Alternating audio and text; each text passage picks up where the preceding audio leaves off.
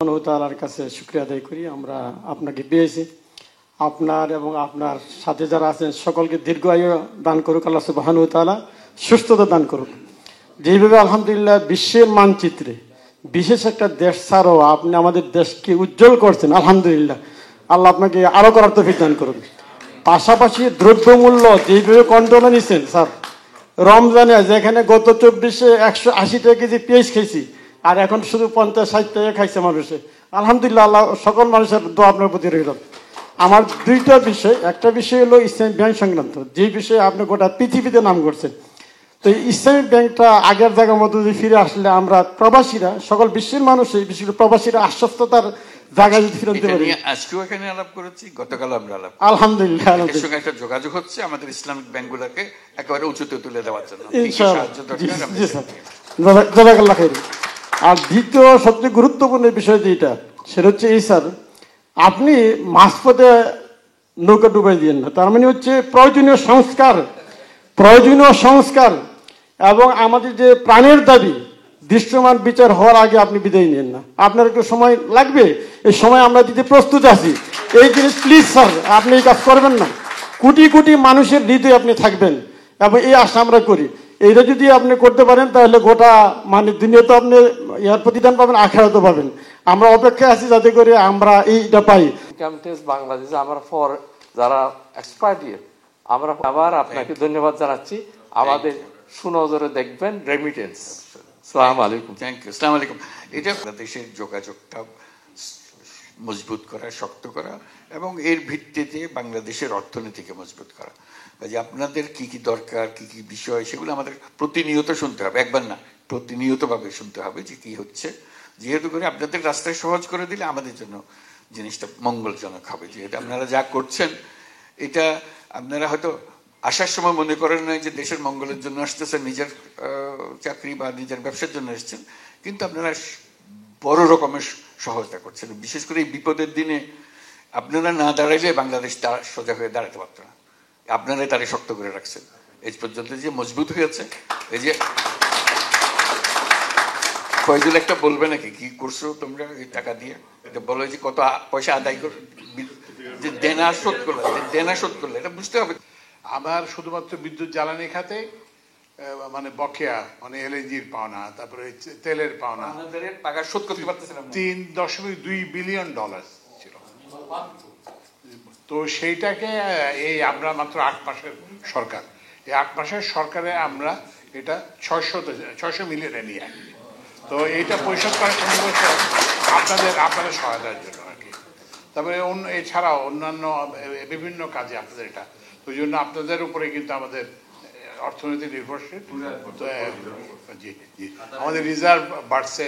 তারপর আমরা যে বাইরে থেকে যে আমরা চাপ দিত IMF, তাদের সঙ্গে আমাদের যে কথাবার্তা বলার আমাদের একটা শক্তি বাড়ছে। একটু মনে করে কাতারের কত পাওনা ছিল, যে আজকে যে গলা ফুট কাতারে এই যে আসতে পেরেছে, তাদের প্রতিটি পয়সা শোধ করে।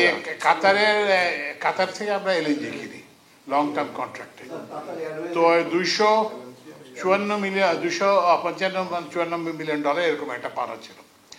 তো আমরা যেহেতু স্যার আসবেন, স্যারের যাতে মুখ থাকে এবং ওদের সামনে যাতে আমরা আপনাদের পক্ষে হয়ে দাঁড়ায় থাকতে পারি, আমরা আশা এই যে গতকালকে আমরা সব টাকা পরিশোধ করে এখন আর 1 টাকাও না। এবং আমাকে কাতারের যে মানে এনার্জি যে মিনিস্টার, সে সাদ, আমাকে হোয়াটসঅ্যাপে ধন্যবাদ জানাইছে যে ওরা এটা এত তাড়াতাড়ি এটা আশা করে না। এটা আপনাদের সহায়তার জন্য এটা সম্ভব হয়েছে। আপনাদেরকে অসংখ্য ধন্যবাদ। জোরে হাততালি।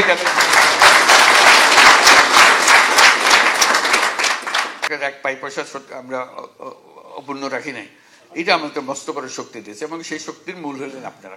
আপনাদের এক একজনের টাকা বিশাল। অসংখ্য ধন্যবাদ আপনাদেরকে, দেশের পক্ষ থেকে, জাতির পক্ষ থেকে। প্রধান উপদেষ্টা স্যারের সাথে এখানে একত্রিত হওয়ার মতো তৌফিক আদায় করেছেন। আমি 36 বছর যাবৎ কাতারে আছি। 1000 রিয়াল বেতনে 10 বছর কাজ করছি। এখন আমার 14টা কোম্পানি, সেখানে 1200 বাংলাদেশি কর্মরত আছে। দোহার সবচেয়ে বড় লিমুজিন কোম্পানিটা আমার পিকুইক গ্রুপ, পিকুইক লিমুজিন। সেখানে 900 ড্রাইভারের উপরে কর্মরত আছে আলহামদুলিল্লাহ। আমি প্রবাসীদেরকে নিয়ে 2-4টা কথা বলবো।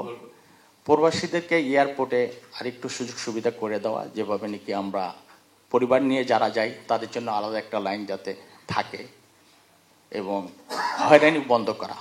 প্রায় আমরা খবরে দেখি ব্যাগগুলো কাটা হয় এবং প্রবাসীদের গায়ে হাত পর্যন্ত তোলা হয়। এই জিনিসগুলো থেকে যাতে স্যার আমাদের প্রবাসীরা আরেকটু রিল্যাক্স হতে পারে, যাতে আমরা আমাদের মনের খুশিতে দেশে প্রবেশ করলেন এই খুশিটা যেন অনুভব করতে পারেন। তো সেই জন্য আমরা বলছি যে তাদেরকে ভিআইপি গেস্ট হিসেবে তো ট্রিট করবা। এরা সবাই আমাদের ভিআইপি, তারা আসছেন, তাদের সমাদর করা, তাদের জায়গা দেওয়া, লাউঞ্জ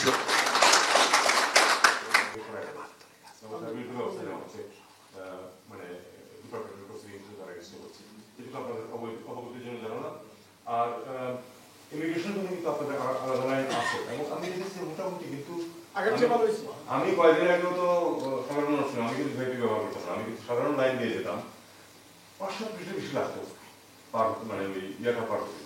মোটামুটি কিন্তু এখন ইমিগ্রেশন অনেকটা সহজ হয়ে আছে। তারপরে আপনাদের কখনো কোনো কমপ্লেন থাকলে অবশ্যই ফরেন মিনিস্ট্রিতে, এক্সপেডিশন ফরেন মিনিস্ট্রি বলবেন। আমরা কিন্তু সংবেদনশীল আছি এখন, স্যার যেটা বলেছেন যে আমরা চেষ্টা করতেছি যে থেকে মাল আনি। বিশেষ করে বাংলাদেশি গার্মেন্টস পণ্যের এখানে যথেষ্ট আলহামদুলিল্লাহ চাহিদা আছে।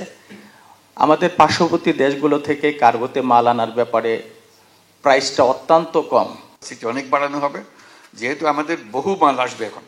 আমরা যেহেতু অর্থনীতিকে সচল করেছি, আরো উদ্যোগী করেছি, এগুলো যেন সরাসরি আমরা পাঠাতে পারি। শুধু ঢাকা বিমানবন্দর না, আমরা সিলেট বিমানবন্দরটাকে আরো এটাকে একেবারে ডেডিকেটেড করা হবে, যে মাল পরিবহনের দায়িত্ব, বড় দায়িত্ব, তারপর প্যাসেঞ্জারের দায়িত্ব।